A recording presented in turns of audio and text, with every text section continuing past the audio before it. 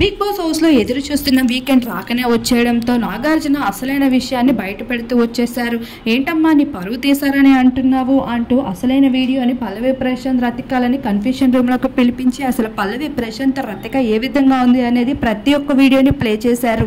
అయితే రతికకి 2 చేతులు కలిస్తేనే తప్పట్లు అంటూ శివాజీ అనడం, ఆ విషయానికి ప్రశాంత్ నవ్వడం, నాగార్జున గారు సైతం జోకులు వేయడంతో రతిక ఏకంగా తన పరువు పోయినట్లు ఫీల్ అవుతూ వచ్చేసింది.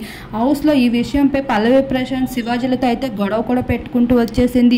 అయితే నీ వివరం ఇలా ఉందా అని బిగ్ బాస్ సైతం తెలివిగా నాగార్జున వీకెండ్లో అయితే రతిక చేసిన చేష్టల్ని ఒక వీడియో రూపంలో ప్లే చేసుకుంటూ రావడంతో ఒక్కసారిగా తనని నిజాలన్నీ బయటపడుతూ ఆడియన్స్ ముందు ఈ విధంగా కనిపిస్తుందా అని షాక్ అయినట్లు కనిపించింది తన మొహం కూడా.